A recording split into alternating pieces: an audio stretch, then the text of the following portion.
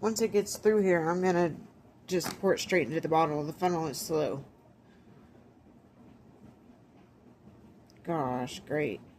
How about this? We'll do another one while we wait. Because we don't need the funnel. The funnel is way too slow.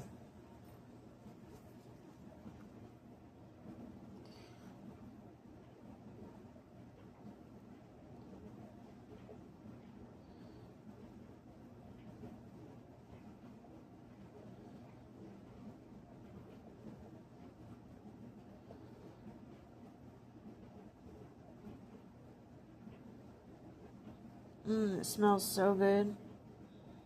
Yum. Energizing. Seriously.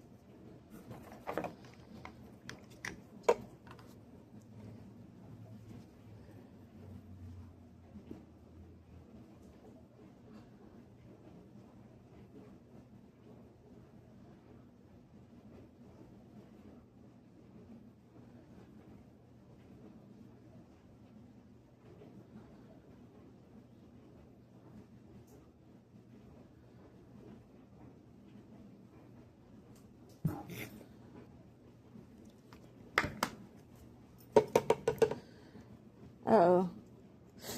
There's a bubble or something. It's really full. Hey, Abbott. Twist tight. Finger tight.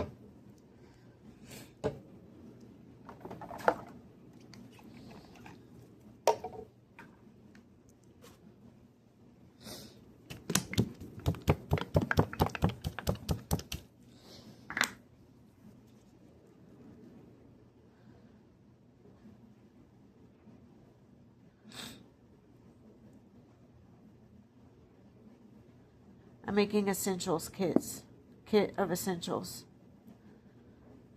to give away to people experiencing homelessness and hardship alike.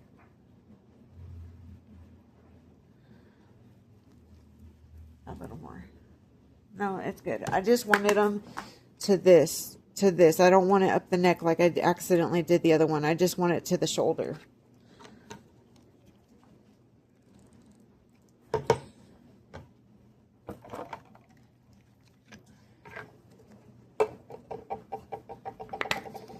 You know how we were able to afford all this products and supplies?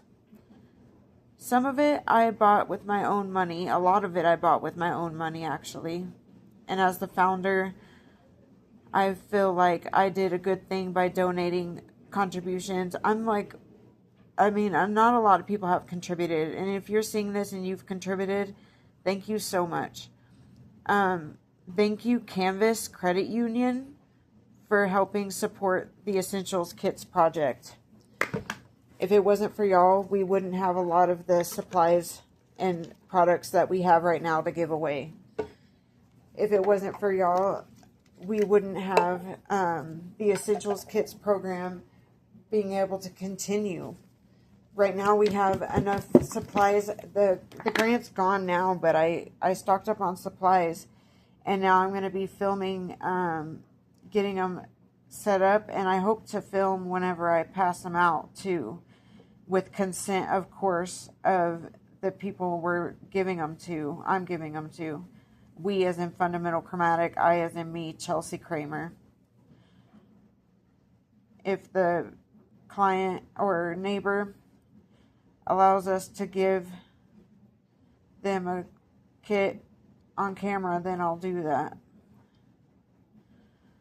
So that you guys can see the experience. Oh my gosh, this hurts my back. I gotta get low or something. I can't keep bending over like that. It hurts. This isn't easy to do from a work at home office because we don't have the space. We don't have the supplies. Like the furniture. We don't have the the tools we need and stuff like that to be able to do this efficiently. I mean, right now I'm on a little table. Like, look at this. A little table. And this is me. But I'm on a little table and it's hurting me. I don't even have a chair. I don't have... And you know what? I have disabilities. But I'm still doing this because it needs to be done. People need these essentials. And there's no funding that I have that'll help me be able to afford an office or, a productivity place. So, so I'm going to be putting out a volunteer request, requesting volunteers to help me find grants and to help me with the application process and reminding me to get the grant turned in on time, stuff like that. I'm going to be asking people to volunteer to help with grants. So if you want to help, that would be great. It could be federal grants. It could be Colorado grants. It could be Weld County, Greeley. It could be really anywhere, as long as they would allow me to use the money for what we do, which is case management, the essentials kits. We want to have an office that we also that's large enough to turn into a creativity and skills development program establishment where people come together and we have volunteers, we have customers that pay to be a part of the groups. We host sometimes free classes. This is what I want to do. And we teach people skills, like the volunteers, for instance, has skills in sewing. So that volunteer is going to teach a sewing class. We have a volunteer that is good at, we would have a volunteer that's good at Canva, the application Canva, or the website Canva. So we'd have that volunteer teach a Canva, how to utilize Canva class. We have a volunteer that's good with crafts, arts and crafts, making DIYs. So we would have a class where that volunteer taught like how to make a wreath, or how to paint a picture, or how to make soap. That's what I want the Productivity and Skills Development Center to be. People to teach their skills to people so that we all can learn that skill, whoever wants to pay to be in the class. We will host free classes sometimes for people that cannot afford the regular class, or we can fundraise and pay for the class on the clients or on the customer's behalf. So like a voucher that's paid for by either grant or grants, plural, or donations that pay for the class. That way we're still earning the revenue that we need to earn to be able to pay for the space, pay for everything. And I also want to have a building with a yard so that we can have the community garden program that I want to have, where we would also charge a fee or a cost to have a piece of the community garden, and then that person can, or that family or that group will have a section of the garden that they can plant whatever they want in. Also, we'll have to charge to, support the garden, like seeds and water and the soil and nutrients, everything. And tools, time, effort, all that has to be compensated. So we have to charge for the community garden too, but we'll need volunteers for that, for gardening. we're hoping that somebody sees this that has the ability to either purchase or has a building and or land in Greeley, Colorado, or Garden City or Evans, Colorado, that would be able to donate the land to Fundamental Chromatics so that we can build our productivity and skills development center. And we also need volunteers to help find grants that I can apply for, and that y'all can help me apply for, volunteers, for the grants to be able to get funding for the skills and productivity center. And also, we also need to find grants for affordable supportive housing programs, for case management, for the essentials kits, for helping people set goals and achieve them, for helping people realize their potential, for I wanted to eventually one day have like a clothing bank slash food bank slash essentials bank where people could come and be a part of the community, engage in the community by coming and getting some stuff that they need, and it would be paid for by vouchers from donations and or grants, where it would fund us to be able to have the building and the store and everything, and people in the community could come and buy things, but we could also utilize donations for the skills development productivity center, development and skills, what was it called again? Productivity development and skills center or something like that. I don't remember now. Sorry, I have a brain fog right now. Sorry, I don't think y'all want to hear that, but I can't get it to come out the rest. I guess I can let it sit upside down right here. I have one more bottle. That's all we have of this kind. Then we'll move to the next kind. Again, Garnier Fructis Daily Care 2-in-1. I'm going to see if they'll sponsor this video. That would be great. If they could. And 2-in-1 is great because it has the conditioner in it. So, and it's very important to have shampoo and conditioner because it keeps our hair healthy, and it helps us be able to brush it and manage it. And some people have like frizz that we need to control, or their hair tangles easy. Our hair tangles easy. I say our because mine does too. We're all included. Our, that's all of us. But 2-in-1 is great because then the person, especially people experiencing homelessness, don't have to carry so much with them. They only have to carry the shampoo / conditioner in one bottle.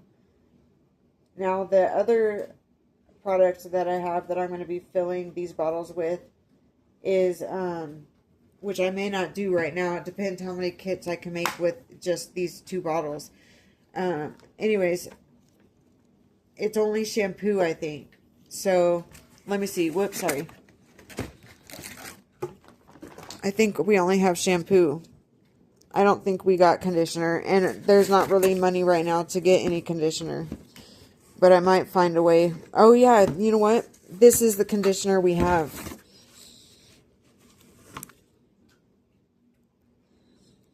Shine Gloss Serum Balm.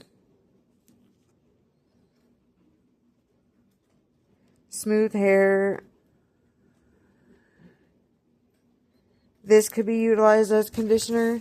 We also have this Watermelon Hair Treat 3-in-1 hair mask.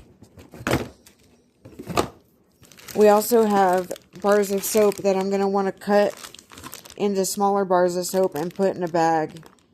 But we also have another brand of soap over here. I'll grab it real quick so I can show you guys. Y'all. Sorry, not you guys, but y'all. Y'all. I gotta show y'all.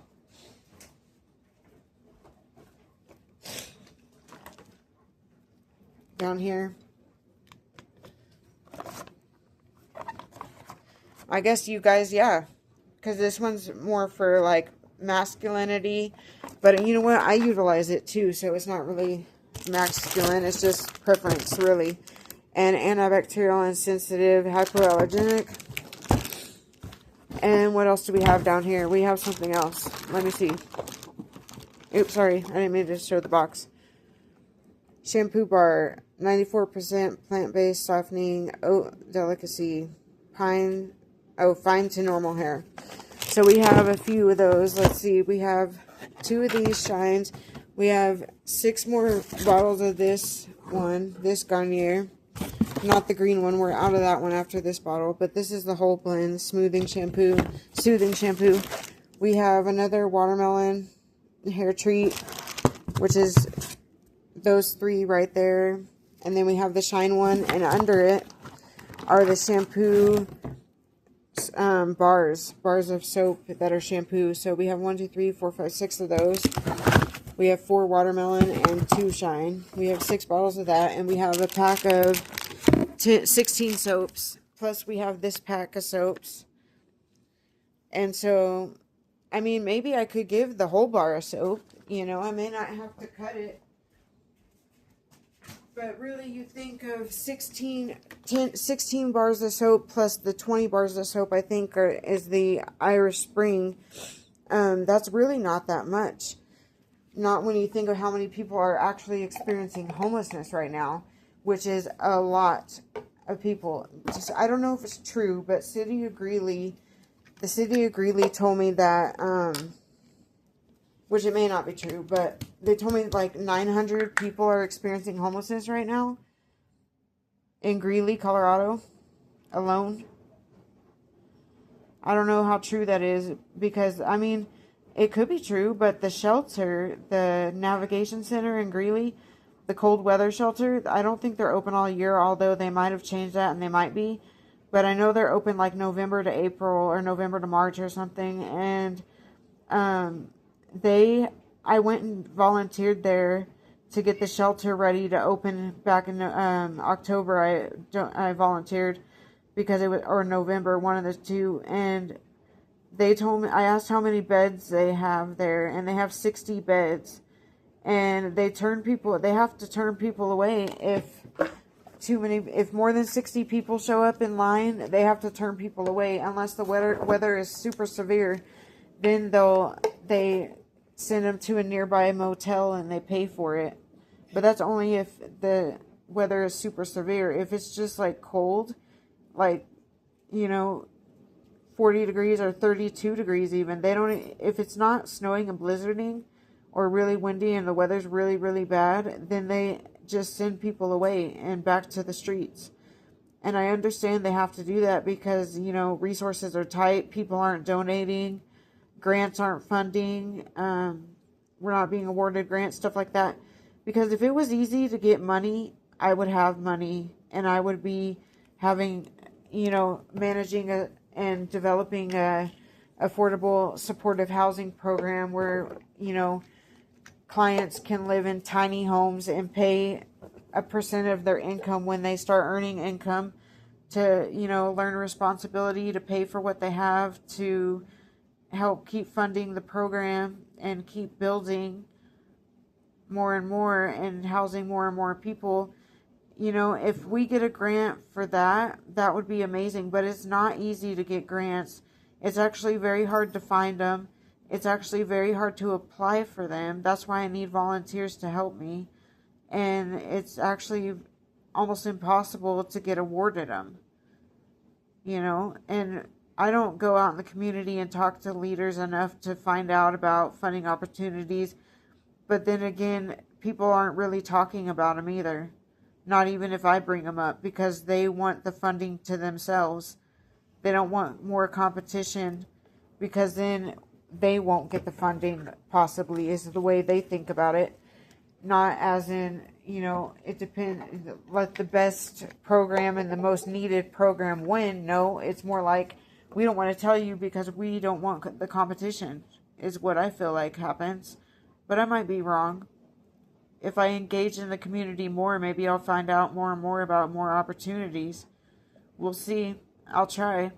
I have a disability called idiopathic hypersomnia disease, and it's similar to narcolepsy, where I can sleep 12 hours or 8 hours, whatever, and still be tired when I wake up. So tired that I can't even get out of bed, or I can't, function. I can't get ready. I can't even wake up to an alarm clock.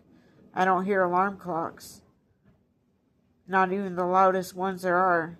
They just ring and ring, and then other people have to turn it off because they can't wake me up. It's horrible. It's absolutely horrible. I hate it. I can't work. And if I do, have any responsibilities, I'm not dependable because I'm always sleeping. It's actually a horrible disease, and it's a disability because it interferes with my ability to work, school, engage in the community, volunteer, anything, everything. It affects everything negatively. It's very unfortunate that I had to end up with this disability. And you know what? I didn't know what the disability was called for the longest time, for years, until like 3 years ago. And I'm 36. And I didn't know that I even had a disability. I just knew that something was wrong because I was always tired and always oversleeping. And my sleeping problem has gotten worse and worse over the years as I've progressed in life. But I've had it since a very young age.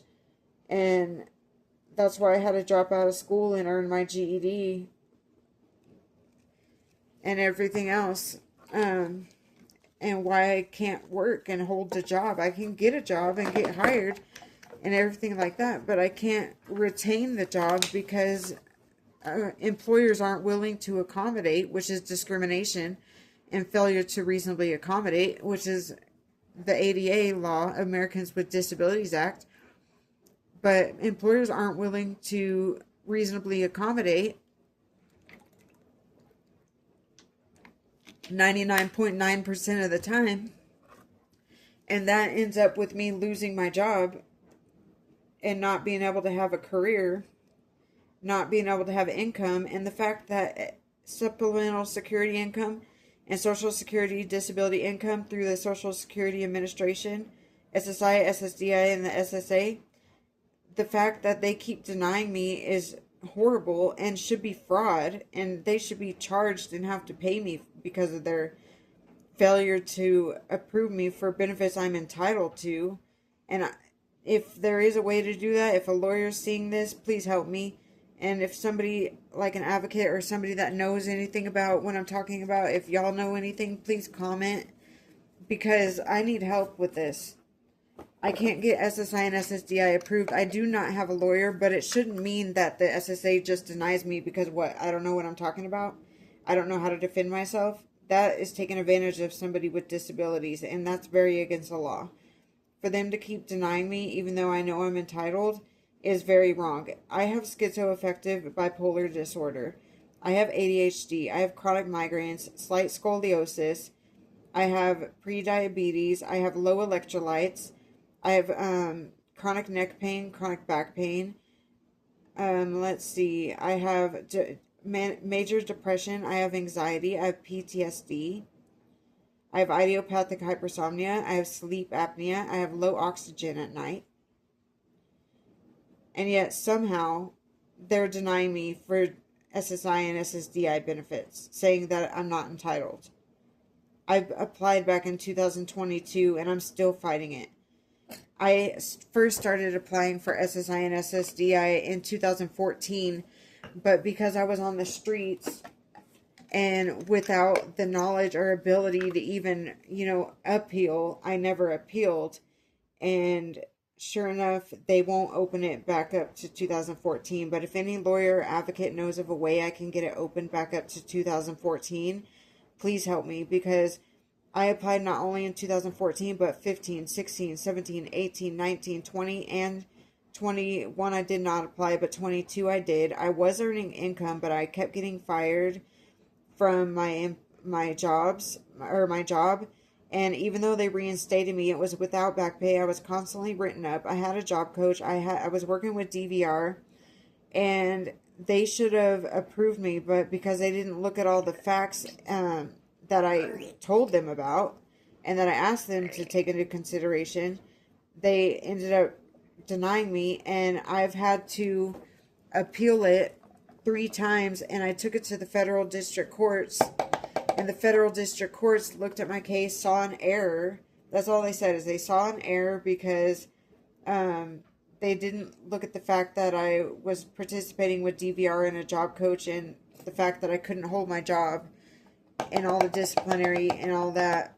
And so they remanded, is what they call it. They remanded my case back to the SSA, the Social Security Administration. The Appeals Council received my case. They held on to it for 7 months, doing nothing with it. When I asked them what notes they had, so that I could see the notes that they made after reviewing my case, they said they didn't even review it, that it's just been sitting there, and they just now are sending it to the Social Security Administration Hearings Division. So now the Hearings Division has it. I had a hearing scheduled for February 3rd. Well, they didn't even host my court. They ended up rescheduling it because they didn't have a form, the work history form, filled out. They've never sent me that form. They've never asked me to fill it out or sent it to me. So now that I know this, I had to go on the SSA's website, find the form by myself, and I had to fill it out and send it to them, along with a waiver saying that they don't have to tell me within 75 days or longer when my court date's coming up. That they can just tell me pretty much, the day before, or a couple days before, and that's fine. I signed a waiver saying that, and I've completed the work history form and gave it to them. And they said if there was a year that I went without working, that I should be approved, and that I might get approved without even having to go to court. But I doubt that's going to happen, but I wish it would. I hope it will. I have faith it could. But I hope I'm approved soon, because I don't have income, and life is costly. It's expensive. And if I don't start earning income soon, even if just SSI and SSDI, which is what I'm hoping for and what I need, then if I don't get it soon and earn that soon, then I could be on the streets needing an essentials kit and not able to give out the essentials kits. And I have Fundamental Chromatic, the organization, nonprofit. I do not have grants. I do not have funding, donations, stuff like that. So I cannot pay myself for the case management services that I provide to the community, the application assistance, the outreach. I cannot pay myself a salary, even though I deserve it and earn it, because we don't have the funding to be able to pay myself a salary. So if you have it in your heart to contribute to Fundamental Chromatic, this program, the case management program, helping fund my salary, as well as any nonprofit utilizes their donations for, then I would greatly appreciate it. I know you will be blessed. I know you will reap what you sow, and I know that good things will come to you for helping us. We help the community connect to resources, set goals, realize their potential, achieve their goals. We reward people for their positive work, working on their goals in their life to improve their life. We make sure people know that they're not alone. We pass out little gifts with our essentials kits, like journals, and look, I'll show you an essentials kit here in a second. There's so many bubbles, it's hard to get it.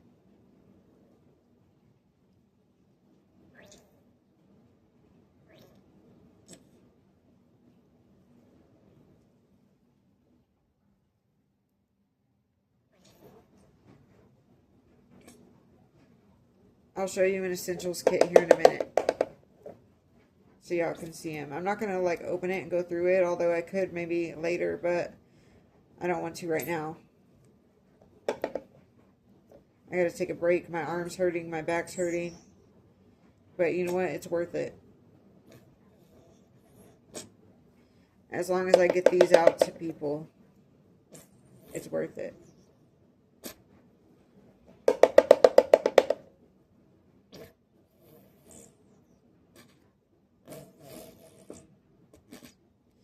Let's let that sit again.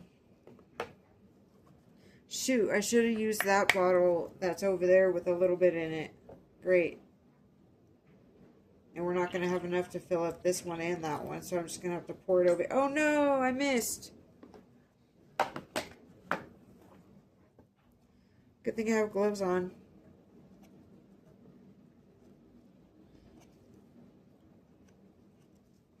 Okay. Whoops.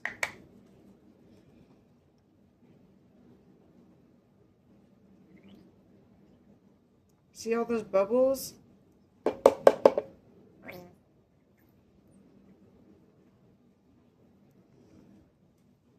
Yeah, great. It makes it go out of line.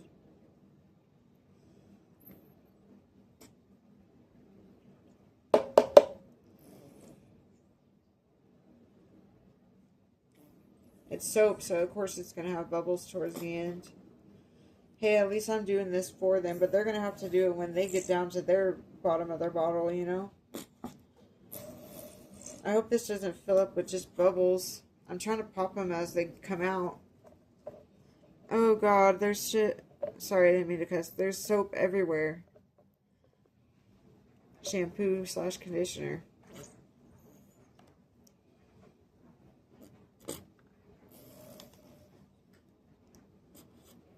Well, I'll work on this while y'all take a break from my video.